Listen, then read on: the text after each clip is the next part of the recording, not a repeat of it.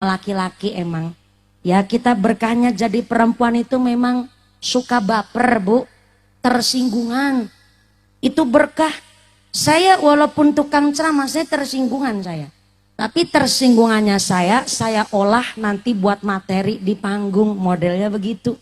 Ketika seorang perempuan terjun ke dunia karir silahkan mangga. Ataupun jadi ibu rumah tangga tersinggungan, jadikanlah ketersinggungan dari sifatnya seorang perempuan buat menjadi manfaat. Dan saya harap insya Allah Pak Kepala Desa ini apalagi udah 2 periode, berarti beliau memang dicintai oleh masyarakat. Nah tepuk tangan dulu dong.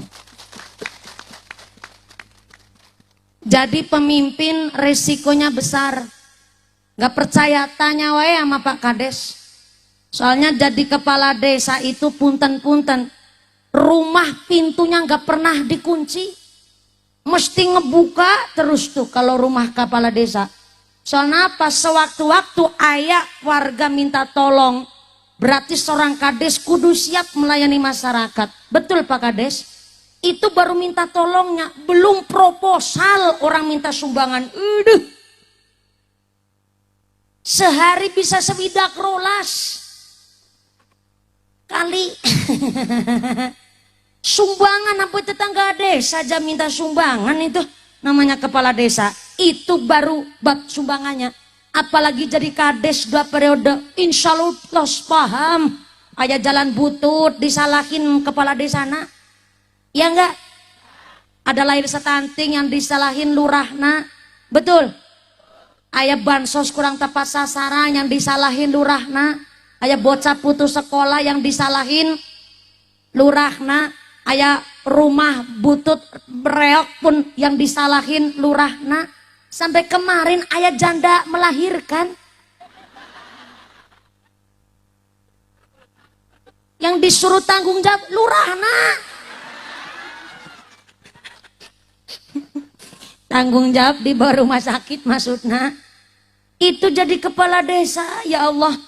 Jadi pemimpin tuh resikonya besar. Jangankan pemimpin masyarakat, orang kita mimpin diri sendiri aja kadang-kadang belum becus, ya Bu ya. Apalagi jadi kepala desa. Maka kalau kepala desa sampai dipilih 2 periode, berarti masyarakat memang senang dengan cara kepemimpinannya. Tepuk tangan deh dong. Ini udah 2 periode mau ketiga kali ente Pak. Oh, masih lama ya Allah, tambahan aja cadah 2 tahun lagi. Jangan salah paham, pemerintah pusat memberikan masa jabatan tambahan 2 tahun lagi kepala-kepala desa seluruh Indonesia. Itu bukan mau cari balik modal untung-untungan itu enggak. Karena kemarin pas kepemimpinan itu agak kecorok cara Cilacap mah kok kecorok. Masa jabatannya itu sekitar 2 tahun habis buat ngurusin pandemi, termasuk dana APBD dan lain sebagainya. Di sini ayah yang nerima PKH, ayah masih nerima BLT, ayah selama jenengan masih nerima BLT PKH itu masih ambil sebagian dari dana-dana APBD yang buat bangun masyarakat begitu. Jadi kalau ada jalan-jalan butut sabar dulu, nggak masih nampak BLT ya sabar. Duitnya dibagi ya kuwu ya. Iya Pak Kepala Desa, ini cocok nggak sih ngomong begini? Oh ya cocok, ini saya belain. Oh ya jempol juga, besok nanggap lagi nih mah. Cocok soalnya. Salu ala Nabi Muhammad. Tadi sampai mana lupa. Oh iya mau ngitung napas. 1 liter oksigen harganya Rp25.000, nyedotnya dalam sehari 2.880 liter sama dengan 72 juta rupiah.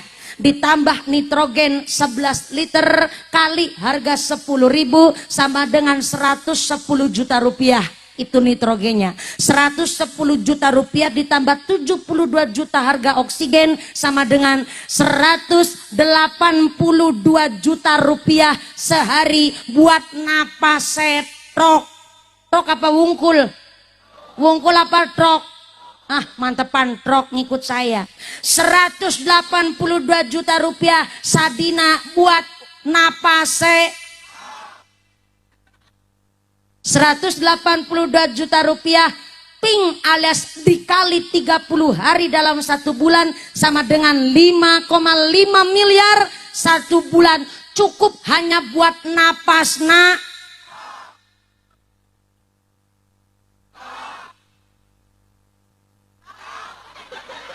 Jangan keburu-buru sampai bawah belum tatok. Itu dalam 1 bulan 5,5 miliar. Belum pula dalam sehari 182 juta rupiah. Ternyata Gusti Allah ngasihnya gratis. Makanya Gusti Allah sampai ngendikaaken di dalam hadis qudsi, panjenengan manusia mau hidup seenaknya silakan. Sawudel sapu sarna sampean mangga. Ataupun jenengan sekarang mau hidup semau gue juga boleh. Badan mau diisi tato, lengan kanan tatonya gambar tokek, lengan kiri tatonya gambar kadal, dadanya tatonya gambar sapi, betengna tatona gambar buaya, bawahnya beteng gambarnya orai, kepalanya di bawah kloget-kloget, kepala oraina, ngaji pikirannya ke sana-sana.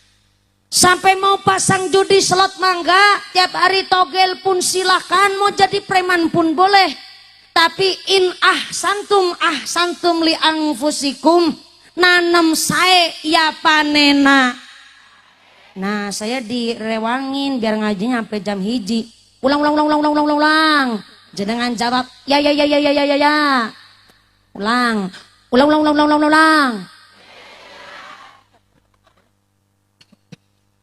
In ahsantum li anfusikum, nanem sae ya panena. Yang nanemnya goreng gak usah ngarep-arep panen sae. Orang yang nanem sae juga kadang-kadang panennya ya enggak. Nanem padi udah dikasih air, udah dikasih pupuk, udah dirumat, dirawat dengan sebaik mungkin saja masih digerumut Nah gitu saya ngucap perjenengan reng. Ulang. Yang nanemnya bagus-bagus aja masih digerumut dimakan tik, diserang manuk no ayam matana. Masih kepikirannya ke sana-sana.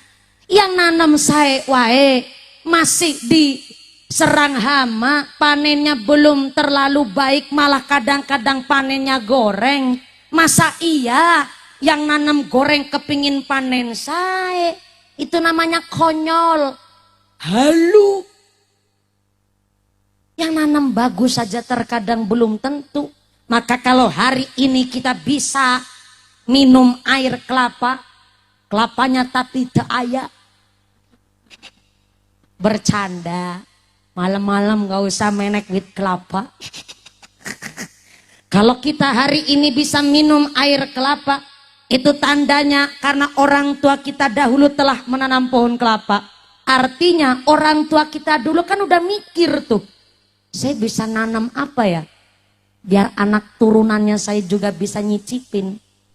Karena yang namanya anak itu ya tergantung orang tuanya. Mumpung masih hidup, mumpung masih diberi kesempatan, mangga belajar kita cari amal, cari bekal nu sebanyak-banyaknya supaya nepi nanti di akhirat, nepina ke sorga. Allahumma amin, Allahumma. Maka kita hirup, iya memang ngucap hirup wae kelihatan sepele. Pas lagi gali lubangan kubur, ternyata nggak sengaja cangkulnya tukang gali kubur kena sama kain kafan kuburan sebelah. Dan ternyata ada ditanya oleh masyarakat, ini makamnya siapa? Soalnya nggak ada patok. Tahu patok ibu? Kijing itu. Sini nyebutnya naon? Sarwa, kijing, patok. Masyarakat geger soalnya taunya itu lahan kuburan yang udah titeni udah dipersiapkan untuk jenazah yang mau dikubur itu kosong. Tapi setelah digali ada kain kafan secara tiba-tiba. Akhirnya masyarakat menggali ini siapa dan makamnya siapa. Ternyata sesepuh bilang 50 tahun yang lalu ini kain kafan ternyata adalah kuburan tapi nggak dikasih patok. Dan kenapa kok 50 tahun yang lalu itu kain kafan masih utuh? Ternyata riwayat sejarahnya ini dijelaskan dalam kitab Hilyatul Aulia. Ini jenazah waktu hidupnya bukan seorang kiai, bukan seorang ulama, tapi jasadnya dimuliakan oleh Allah gara-gara di dalam hidupnya selalu ngajarin orang untuk berbuat baik. Belum tahu caranya nyangkul, diajarin cara nyangkul yang benar. Caranya tandur pari yang benar diajarin nama dirinya. Sampai-sampai usaha kerja belum terlalu lancar, diajak merantau kerja yang sebenarnya kerja nyambut gawe yang betul bagaimana, walaupun bukan seorang kiai, bukan seorang ulama, fakoh, ternyata jasadnya pun dimuliakan oleh Gusti. Padahal bukan kiai.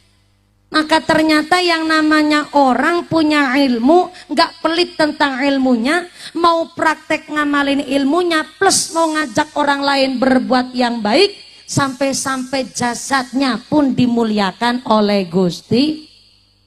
Tapi di sini keterangannya wahalakal ulama, wahalakan nasu, ternyata kabeh menung saniki akan musnah ilal ulama, kecuali para ulama. Siapa ulama? Orang yang alim. Siapa orang yang alim di desa Sadabumi? Akhinal Kiram, Ustadz Anas Nasrullah, alim. Ustadz Saiful Anwar, alim. Ustadz Syahidin, alim. Ustadz Abdus Syukur, Sedi Rewangi. Ustadz Abdus Syukur, Ustadz Syahrudin, Ustadz Eep Saifullah, Ustadz Trio wek-wek, ora beda ya. Ustadz Trio, Ustadz Rahmat juga orang yang alim. Lah orang yang alim ini orang yang punya ilmu, dan ternyata memang titel derajatnya lebih tinggi ketimbang kita-kita yang gak punya ilmu. Tapi Ustadz Trio, Ustadz Eep juga gak usah kegeeran. Tuh masih ada lanjutannya tuh, kata Imam Al-Ghazali. Wahalakal ulama, dan setiap yang namanya ulama kulluhum juga akan musnah ilal amilin, kecuali orang-orang yang mengamalkan ilmunya. Halo ternyata kita nggak boleh kegeeran sebab yang alim yang punya ilmu aja musnah ya Bu ya.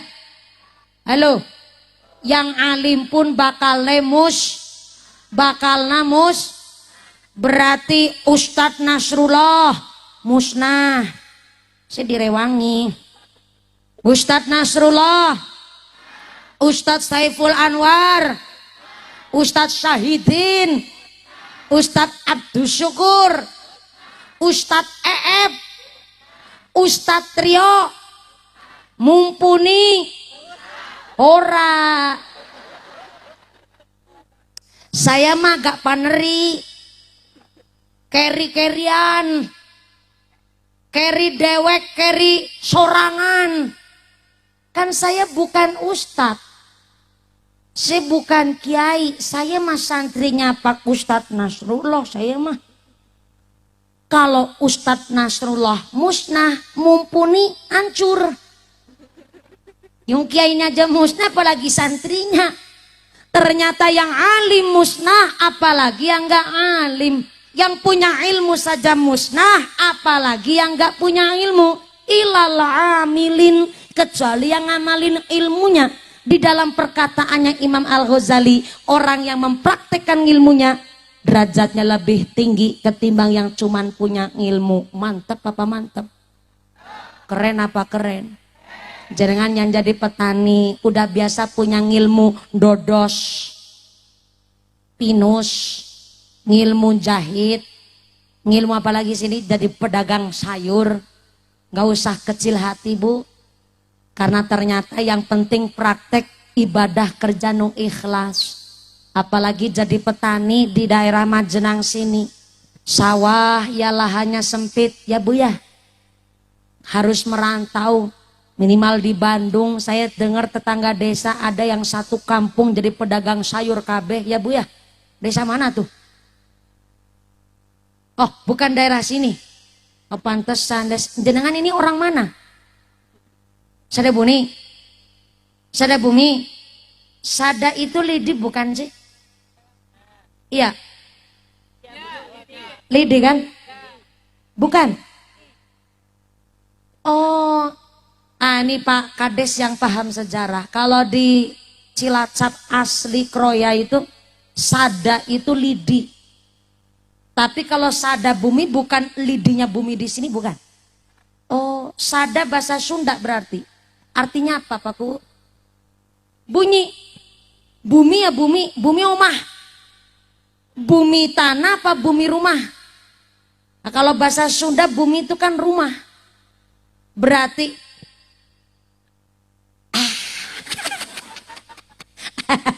sampai ampek saya. Oh, Sada bunyi. Bumi. Bumi tanah apa bumi rumah? Ini mau pakai bahasa Sunda apa bahasa Indonesia nih? Lah katanya Sada bahasa Sunda. Bukan Sada bahasa Jawa kan? Bumi, bumi tanah.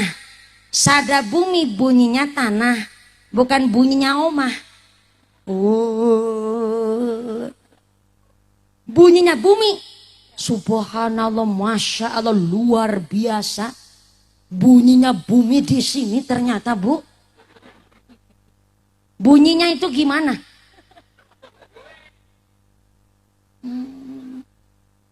Bunyi suara. Oh, ini pasti ayah sejarahnya nih. Makanya para sesepuh ketika babat alas tuh biasanya harus tirakat, harus prihatin.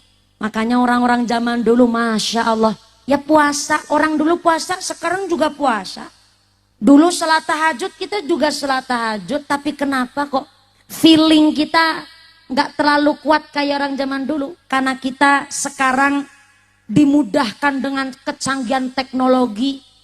Akhirnya feelingnya nggak pernah keasah. Orang sekarang serba gampang, serba mudah. Nggak ada zaman sekarang yang susah mah. Masak tinggal nunyuk. Tahu nunyuk ente? Ngetul. Zaman dulu liwet aja susah. Harus repek cari kayu bakar sorena.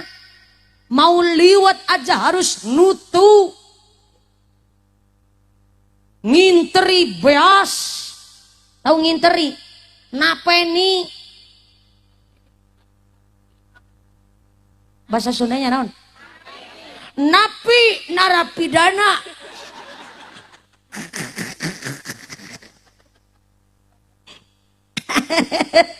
Napi. Bukan napeni. Oh, napeni bahasa Jawa. Bahasa Sundanya cuma napi. Tapi bukan singkatan narapidana ya. Hati-hati sekarang ngomong napi.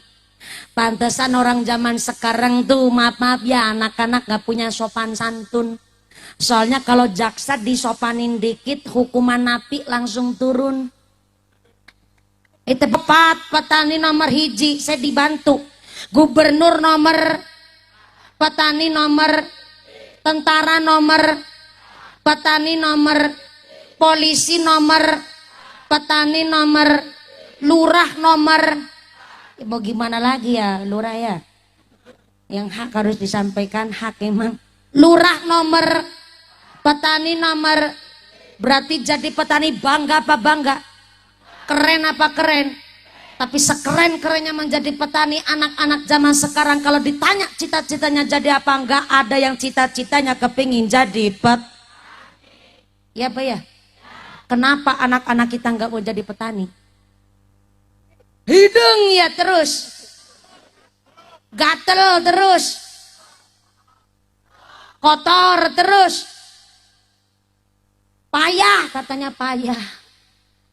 Emang betul, maaf ya, saya artikan payah itu rekasa kalau orang Kroya mah. Payah rekasa. Jadi petani katanya payah. Ya maaf ya Bu ya. Gimana anak-anak kita nggak mau jadi petani? Orang maaf, anak kita itu lahir di zaman kecanggihan teknologi. Apalagi Gen Z, Gen Alpha, saya kasih tahu, saya kelahiran 95, ini kategori generasi milenial.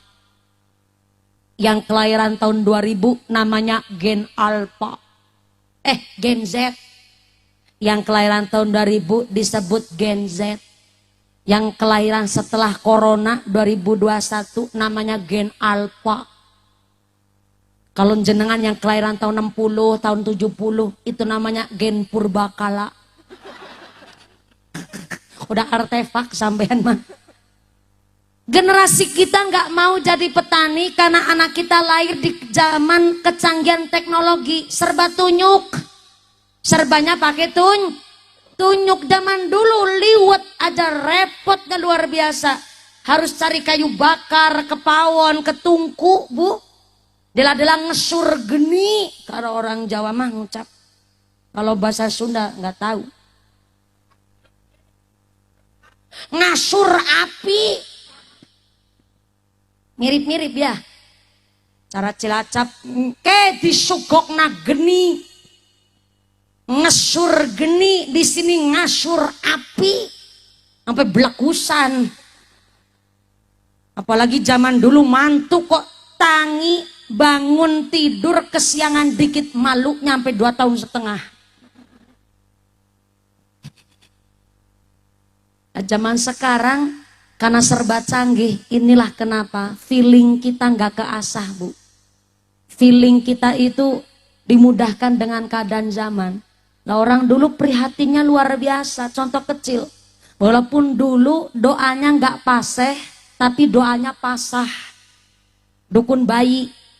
Dulu belum ada bidan ya sama Bu Bidan. Senyumnya lagi mencurigakan lagi nih Bu Bidan. Dulu puskesmas jarang. Rumah sakit aja jauh. Nggak setiap satu kabupaten satu rumah sakit. Makanya zaman dulu orang melahirkan persalinan dibantu sama dukun bayi. Sama ini sini nyebutnya dukun bayi. Kakak?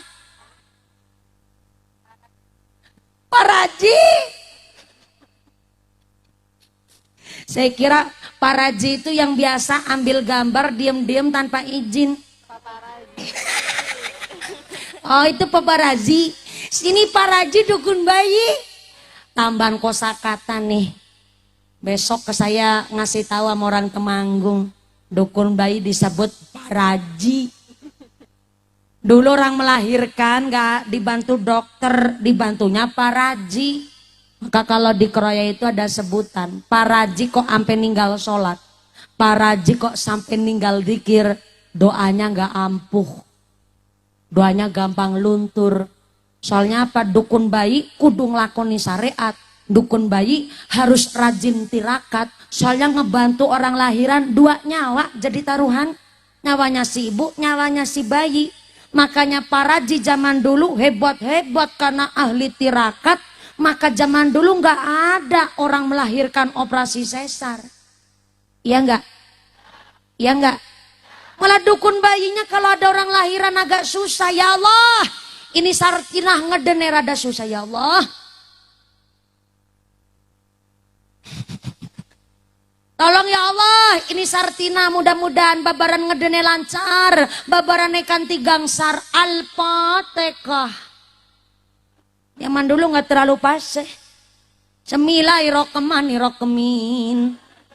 Alhamdulillahi rabbil ngalamin. Arokemanirokemin. Tapi karena lantaran ahli ibadah, tirakatnya orang zaman dulu mangan longan turu longan kata orang Kroya. Mangannya di long artinya kurang makan itu bukan nggak makan, tapi senang puasa sunnah. Turunnya juga jarang, berarti tidurnya senang qiyamul lail. Maka Mbah Khudori Tegalrejo Magelang Allah yarham al-mahfulah mengatakan, kepingin hidup nu mulia maka makanlah yang enak, tidurlah yang nyenyak. Makan enak itu kalau orang sadabumi makan apa kalau makan enak? Makan sambal terus peda, ya Allah sambal gorengin peda. Oh, petai. Ya, sementara bau petai tenan naon. Ini saya punya resep kalau kepingin nggak bau petai terus makan jengkol. Insya Allah nantinya bau jengkol. Aliran sesat itu mah. Makan petai kata Pak Lurah disebut makan enak. Tapi ngendikan Mbah Khudori Pondok Pesantren Tegalrejo Magelang, makanlah yang enak artinya makan yang suka ngempet nafsu alias puasa. Orang kalau puasa tong-tong bleng adzan maghrib cuman minum seteguk air putih aja rasanya tos puas. Ya enggak? Beda sama orang puasa zaman sekarang malah serakah. Belum aja maghrib segala macam dimasak. Udah masak kuah masih kepingin beli soto, beli bakso, mie ayam seseblak-seblak nak. Belum lagi ada es cendol, di rumah udah bikin sop buah, masih kepingin es campur seteler-telernya.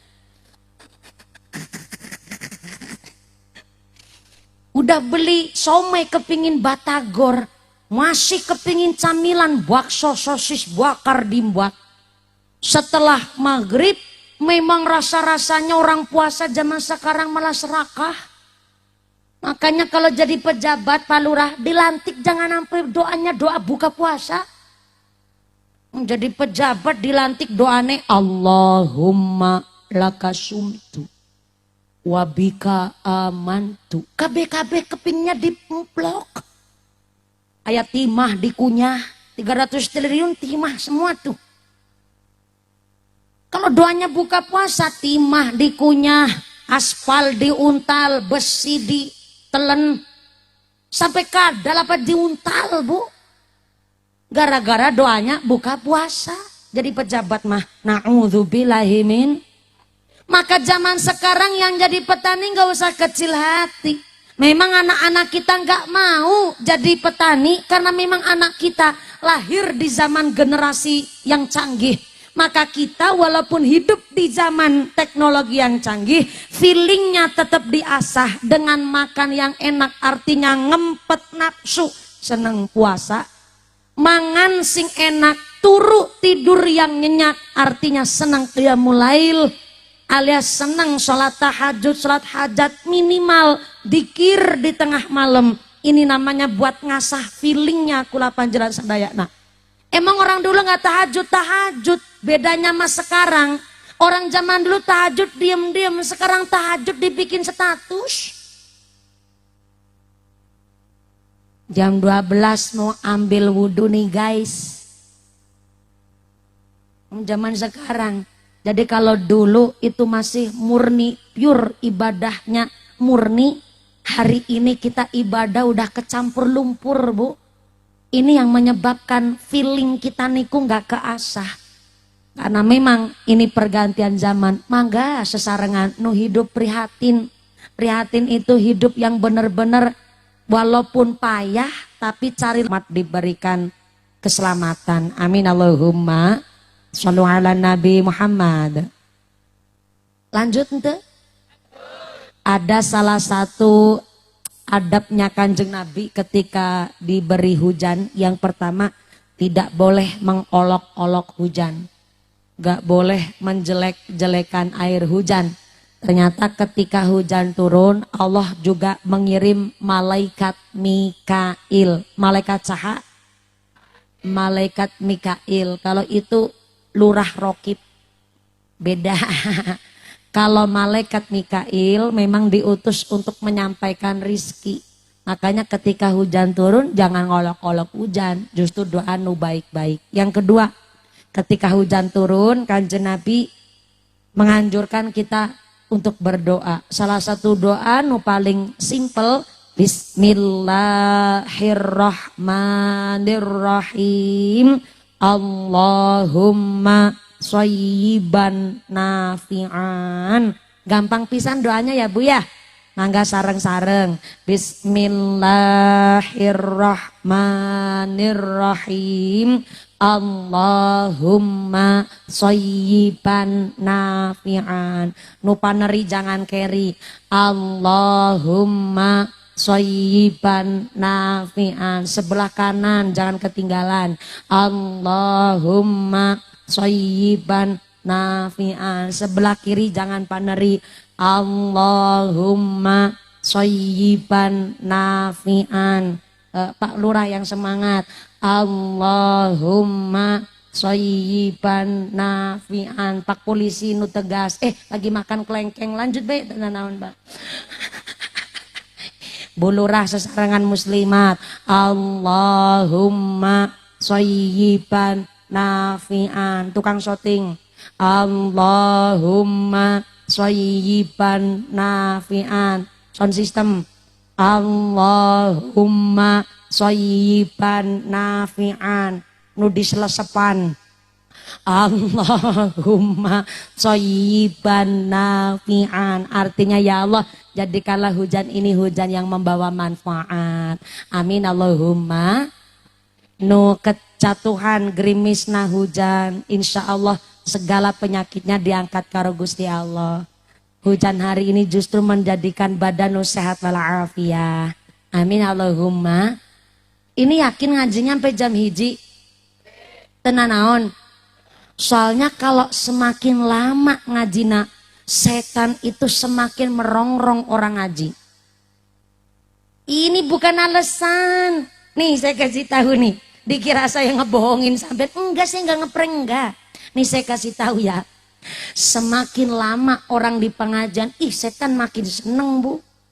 Soalnya setan sampai bersumpah begini di dalam Al-Qur'an nih, dasarnya Al-Qur'an nih. Fabima aghwaytani la aqudanna lahum siratakal mustaqim. Du Gusti Allah, saya ini setan. Saya mumpuni. Gimana tuh jadinya nih? Saya ini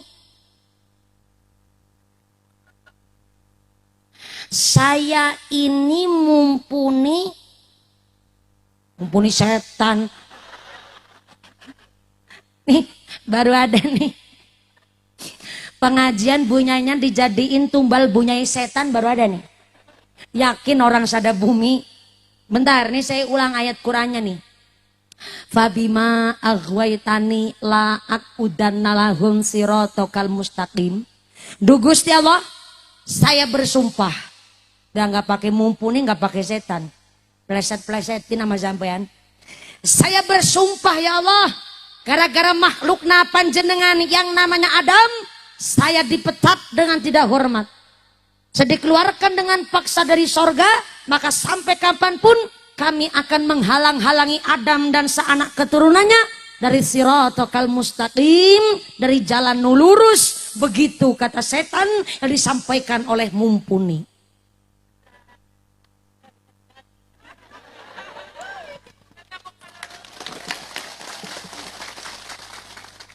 Masa tukang ceramah kewonan lakon? Ini kan kata-kata setan tapi disampaikan nama mumpuni. Biar sampean gak salah paham, bisa membedakan mana setan mana mumpuni. Ternyata setan itu sudah berjanji dengan segala daya upaya akan menggelincirkan kita. Kok begitu setan mumpuni? Iya. Karena setan itu justru makhluk yang lebih sadar ketimbang kita manusia. Setan itu sadar begini. Saya ini hidup di dunia, walaupun hidup seumur panjang apapun, kelakuan yang bagaimanapun, saya ujung-ujungnya manggon di neraka. Setan punya kesadaran begitu. Karena ujung-ujungnya saya manggon di neraka, maka saya harus cari teman dari kalangan manusia supaya bareng-bareng bikin dosa. Karena setan sadar pasti ujung-ujungnya manggon di neraka, maka cari teman dari anak Adam, yaitu kita semua, supaya ikut berbuat dosa, buat jadi ancik-ancikannya setan di dalam api neraka. Na'udzubillahi min. Makanya jangankan yang jadi pejabat, jenengan nih, kita lagi ngaji, setan senang banget kalau ada pengajian. Setannya datang ke tengah-tengah jamaah. sambil nyebarin tepung. Setannya nyebarin supaya yang ngaji matanya kelilipan tepung. Itulah kenapa wong ngaji mesti rasa nengan. Ngantuk memang nikmat, tapi kalau kebablasan ngantuk itu namanya kebangetan. Soalnya gedang kluthuk godongi sengkleh, wong ngantuk bibirna cai kluthuk dimakan ular, wong ngantuk mangap sambil. Itu paham sampean? Ngantuk tenan naon ndak masalah, tapi jenengan kalau pengajiannya mumpuni ngantuk kebangetan, sound system aja mantep, panggung apa tingginya 2,5 meter, sampai aja sambil dangak-dangak liatin saya. Kalau ngantuk masuk YouTube, sampean tuh tukang syuting banyak ngantuk malah masuk YouTube, nggak cuma nyebarin tepung. Kalau ada orang pengajian, apalagi ngajinya sampai jam 1, aduh, setan sengaja datang ke tengah-tengah jamaah sambil nyebarin paku di tempat calik napan jenengan. Itulah kenapa kalau mau ngaji rasana kepinginnya ubah deh. Yang sampean ditekuk depan, diselonjorin ke belakang, tekuk geol kanan, geol kiri, masih selonjorin lagi. Nah, yang ketawa nih langganan ini soalnya nih, paham? Alasannya semutan, rematik kumat, keju kemeng. Padahal setan di dalam menggoda manusia dengan berbagai macam cara. Nggak cuman kita yang lagi ngaji, lurah aja nih yang lagi ngunyah. Dilanjutin ngunyah nggak apa-apa, Pak Lurah? Mangga nggak leut. Ngomong-ngomong lagi tuang apa ini Pak Lurah? Pisang kapok, ya Allah. Gimana? Kepok sama kapok beda. Beda. Kalau kepok itu nasi kepok. Nah, orang Cilacap kudu ngerti nasi kepok. Ini ciri khas orang Cilacap mah. Nasi kepok itu nasi ketan nu dicampur parutan kelapa sareng garam. Nah, dikepel-kepel namanya nasi kepok. Itu pisang bukan pisang kepok tapi pisang kapok. Kenapa disebut pisang kapok? Karena ngapokin. Itu pisang kapok itu antara nanem buah sampai tuanya itu beda umur ketimbang pisang-pisang lain. Itu lebih lama pisangnya. Makanya ngapokin tuh. Udah ditunggu-tunggu kapan sampai tua, udah diingetin tua, dimakan kampret. Ngapokin gak tuh? Ngapokin. Masih untung dimakan kampret lah, kampret yang kepalanya hitam. Nah, tuh lebih ngapokin lagi. Kalau di sini disebutnya cau ya. Cau kepok. Bukan kapok. Kalau nasi apa di sini? Kepok. Nasinya nasi kepok. Caunya cau. Nggak kreatif sampean mah. Maaf bercanda Bu. Indonesia ada 720 bahasa yang berbeda. Jadi Cilacap itu ada Cilacap Sunda, ada Cilacap bahasa Jawa. Dan Cilacap itu terkenal dengan bahasa ngapaknya, bahasa Kawi. Bahasa Kawi adalah bahasa tertua. Cuman menyampaikan yang kiranya nyenggol-nyenggol gitu. Ini nggak nyindir enggak kok. Pak Kades aman kan Pak Kades? Ya. Nanti pulang rumah masih tetap dibukain pintu kan ya Pak? Setan awan adalah setan yang khusus menggoda pejabat. Harusnya jam 12 siang masih di kantor ngelayanin masyarakat, malah jalan-jalan keluar shopping-shopping sama pacar baru. Sampai-sampai harusnya dana APBD buat ngebangun masyarakat tapi malah dikantongin sendiri. Sampai PKH BLT harusnya orang miskin yang menerima, tapi ternyata malah BLT PKH yang menerima saudaranya sendiri. Tapi bukan kepala desa sini, kepala desa sono. Ngisor langit jauh. Saya nggak nyebut orang Cilacap sono. Ngisor langit aduh. Ternyata Hari ini kula panjenengan sadayana walaupun jadi petani, insya Allah derajatnya mulia. Bapaknya seorang tukang dodos pinus, ataupun panjenengan seorang petani sampai buruh kuli bangunan, itu bukan pekerjaan nista. Saya ulang. Walaupun suami ibu petani, pedagang, kuli bangunan, kuli batu, buruh sampai tukang rongsok, itu bukan pekerjaan nista. Justru yang disebut nista, mereka tikus-tikus kantor berdasi tapi makan duit rakyat, itu baru disebut nista. Inilah kenapa petani justru dibelani oleh Kanjeng Nabi. Senanem-nanemnya jadi sodako. Bu, nun apakah? Ini orang Sunda beneran nih. Biar sada artinya bunyi bukan lidi. Jadi kalau orang Sunda dipanggil ibu-ibu mah jawabnya kah, bapak-bapak mah. Nun agak kasar ya kalau di Bandung mah. Tapi kalau di sini karena Sundanya Sunda reang, sudah bantat.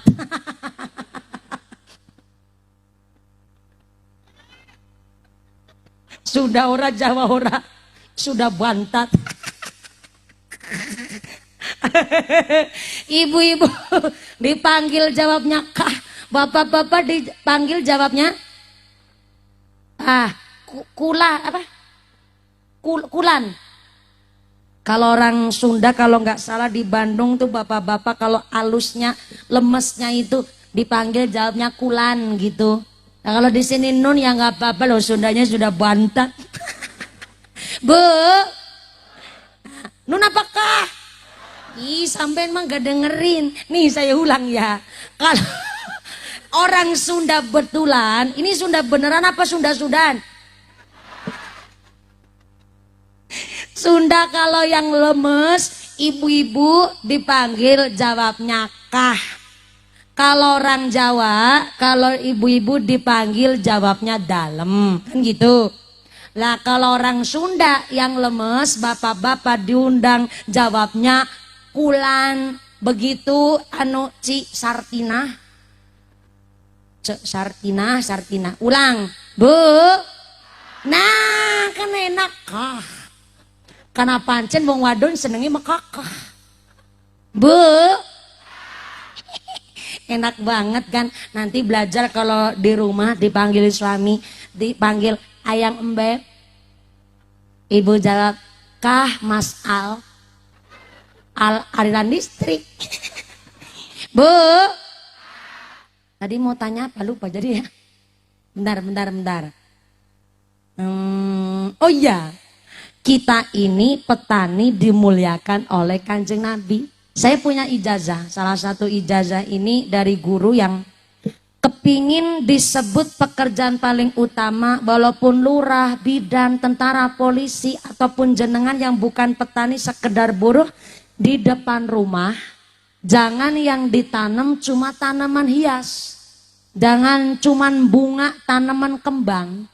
Tapi diusahakan senanam-nanamnya adalah yang ada buahnya.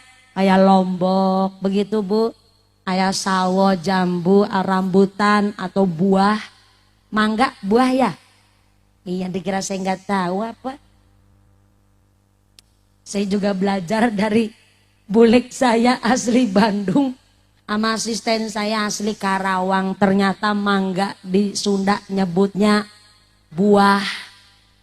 Kalau nangka yang kecil namanya tongtolang.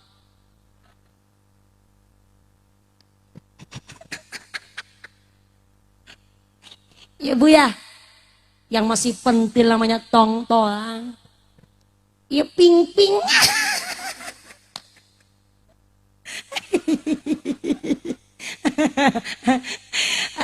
Buah. Nanam buah di depan rumah. Karena secara tidak langsung senanam-nanamnya kita jadi sodako Bu. Contoh kecil nih, jenengan punya pohon jambu di depan rumah. Semutnya ikut nunggu di pohon jambu. Sampai-sampai ayah kampret ikut makan jambu. Semutnya tinggal nunggu jatahnya, jambunya jatuh. Sampai kupu ikut mencelok. Sampai-sampai Aya ulat saja ikut di dalam pohon jambu, ikut cari rezekinya Gusti Allah lantaran pohon yang sampean tanam ini secara tidak langsung menjadikan sodako. Sampai jangankan tetangga, hewan pun ikut ngebantu sampean dapat rezeki lantaran yang ditanam. Alhamdulillah. Maka di dalam kitab yang anak Talibin, utama-utamanya pekerjaan jadi petani karena senanam-nanamnya jadi sodako. Nandur padi dipangan wereng berarti petani sodako sama wereng. Nanam jambu dimakan kampret berarti sodako sama kampret. Nanam sawo dipangan ulat berarti sodako sama ulat. Sampai nanam buah dipangan codot berarti sodako sama. Sampai codot aja disodakohin. Keren apa enggak jadi petani? Keren. Malah orang Indonesia punya slogan, kalau belum makan nasi namanya belum makan. Ya apa ya? Pak Presiden Prabowo makannya tetap nasi. Nasi dari beas, beas dari gabah, gabah dari pari. Yang nandur padi siapa? Petani. Berarti sekelas presiden pun disodakoi sama petani.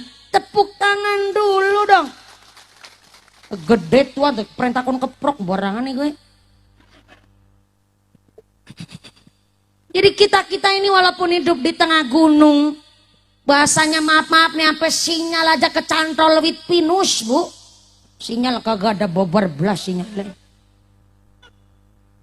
Oh mau ambruk ini layarnya. Nih kalau layarnya aja udah goyang berarti udah alarm nih.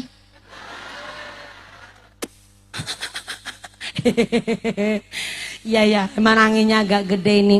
Anu, tos jam sabaraha ya? Ayeuna. Jam berapa? Jam 10. Ya Allah, ini matanya saya nggak picak ya. Takut nih bener-bener jam 11. Ya Allah. Saya naik tadi jam 9, lebih 20 menit, Bu. Ya tos jam 11 berarti cukup ya? Cukup ya? Belum cukup? Nanggap sorangan. Bentar, saya tuntasin dulu ngendikannya Imam Al-Ghazali. Jadi orang yang alim kalah sama orang yang mengamalkan ilmu. Siapa yang mengamalkan ilmu, KTP-nya Islam, ngelakoni sholat, berarti ngamalin ilmu tuh. Soalnya nggak ketinggalan, kelakuannya baik, ngamalin ilmu tuh. Udah kelakuannya di masyarakat baik, sama istri, anak, sama suami kelakuannya juga baik, amilin ngamalan ilmunya tuh. Tapi ternyata yang ngamalin ilmu, insan kamil pun masih kalah lagi. Sama siapa? Sama wahalakal amiluna, orang yang mengamalkan ilmu, kulluhum akan musnah ilal mukhlisin. Kecuali orang-orang yang ikhlas. Dan orang ikhlas pun jangan kegeeran. Ala hadirin adim, masih dalam pantauan Gusti Allah. Ikhlasnya ikhlas yang bagaimana? Tuh anginnya udah gede banget, alarm lagi tuh Bu. Insya Allah ini saya jatah ceramah biasanya rata-rata saya kuat 2 jam saya. Apalagi zaman dulu sebelum pandemi corona saya ceramah seringnya 2 jam setengah, 2 jam seperempat. Sampai nggak kerasa tuh ngaji 2 jam setengah. Gimana lama persiapan udah mateng nih, sound system bayar nih pakai duit. Tarupnya duit, panggungnya duit, backgroundnya duit, kameramennya, snacknya mumpuni. Oke dewek. Kalau saya ceramahnya cuman bentar, sampai-sampai ini saya juga nggak dikasih rebana ini. Kenapa? Panitia kepingin ngajinya full daging semua. Saya nggak punya ilmu, tapi saya berusaha bagaimana cara saya ceramah di masyarakat, apalagi punten-punten.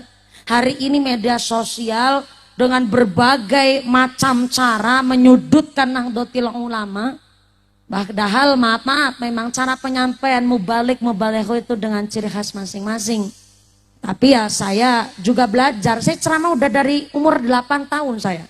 Dari kelas 3 SD saya udah mulai ceramah. Mungkin jenengan kenal-kenal saya pas di Indosiar 2014. Sering juga mungkin panjang lihat saya di YouTube dan lain sebagainya. Saya pikir kalau ngaji kok materinya cuman cari di internet, apa besok di akhirat Mbah Google mau tanggung jawab? Saya tukang ceramah, tapi tiap ngaji pun saya harus mutolaah terlebih dahulu. Apa yang mau saya sampaikan harus dicek dulu sama guru saya. Supaya apa? Jenengan pulang gak ngamalin apa yang saya sampaikan, gak jadi dosa. Tapi tanggung jawab besar pada saya. Jadi kalau ada yang bilang mumpuni ceramah cuma cari duit, ceramahnya aja susah. Ngomong begini aja sambil mikir. Nih ngomong sambil mikir, dikira gak mikir? Mikir. Inilah kami panitia Sada Bumi. Tepuk tangan dulu dong buat panitianya, keren banget nih. Yang punya hajat masyarakat minta dibimbing dan dibina langsung oleh kepemerintahan Desa Sada Bumi. Dengan pengajian hari ini kita semua ditetapkan imannya, ditetapkan Islamnya, ditambahkan ihsannya, diberikan sehat panjang yuswa nu manfaat nu barokah, dijauhkan dari segala wabah musibah, jadi masyarakat yang ahli ibadah, masyarakat yang ahlul jannah, diberikan mawadah warahmah sakinah, pungkasan yuswa sarang-sarang kanti husnul khatimah. Amin Allahumma. Jangan pulang terlebih dahulu, saya belum berani untuk memimpin doa. Sumanggangke doa dipimpin langsung oleh Pak Ustadz. Karena punten pisan, saya hanya sekedar seorang santri. Jadi kalau barokah doa, mari kita hikmat mengaminkan doa yang nanti akan dipimpin langsung oleh Pak Ustadz Sumangga. Yang pertama, Pak Lurah, terima kasih Pak Lurah telah mendukung kegiatan kami masyarakat dan kami dibimbing dan dibina langsung untuk mengadakan pengajian sebegitu meriah ini. Mudah-mudahan setelah doa usai dan pulang dengan tidak ada halangan satu apa, tidak ada halangan kunaon-naon. Tak aya halangan naon-naon. Dan bisa bertemu lagi di lain majelis. Allahumma. Sebentar ada informasi dari panitia. Pengumuman dari akhirat. Barang siapa berangkat ngaji, belum dipimpin doa, terburu-buru ka bumi, maka suaminya nikah lagi. Tos nanti ngucap, tenanan saya pulang duluan, saya janda gitu katanya. Jangan pulang duluan, doa dipimpin langsung oleh Bapak Ustadz. Segala kekurangan, kekhilafan mohon maaf nu sebesar-besarna. Usik wa nafsi bitaqullah. Wassalamualaikum warahmatullahi wabarakatuh. Waalaikumsalam warahmatullahi wabarakatuh. Doa dipimpin oleh Akhinal Kiram Al Ustadz Nasrullah Sumangga. Shallu ala Nabi Muhammad. Allahumma sholli ala Muhammad. Taqabbalallahu minkum.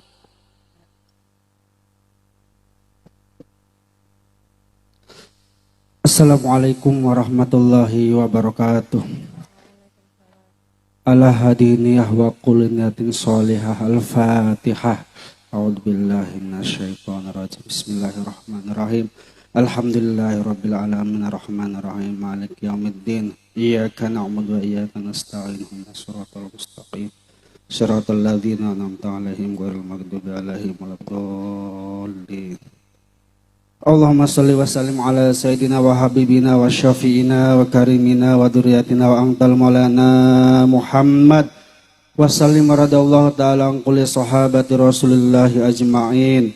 Alhamdulillahi rabbil alamin, hamdan syakirin, hamdan na'imin, hamdan yu'afiyu ni'am wa yukafi'u mazidah. Ya Rabbana lakal hamdu kama yanbaghi li jalali wajhikal karim wa adhimi sultanik. Astaghfirullahaladzim, innallaha ghafurur rahim. Allahumma taqabbal minna amalana wa taqabbal minna ijtima'ana hadha wa la tadrib biha wujuhana ya ilahal alamin wa ya khairan nasirin. Hasbunallah li dinina, hasbunallah lima ahammana, hasbunallah liman bago alaina, hasbunallah liman hasadana, hasbunallah liman kadana bisuin, hasbunallah ni'mal wakil, ni'mal maula wa ni'man nasir. Rabbana hablana min azwajina wa dzurriyyatina qurrata a'yun waj'alna lil muttaqina imama. Rabbana hablana min azwajina wa dzurriyyatina qurrata a'yun waj'alna lil muttaqina imama. Rabbana atina fid dunya hasanah wa fil akhirati hasanatan wa qina adzabannar. Subhana rabbika rabbil izzati amma yasifun wa salamun alal mursalin walhamdulillahi rabbil alamin. Wassalamualaikum warahmatullahi wabarakatuh.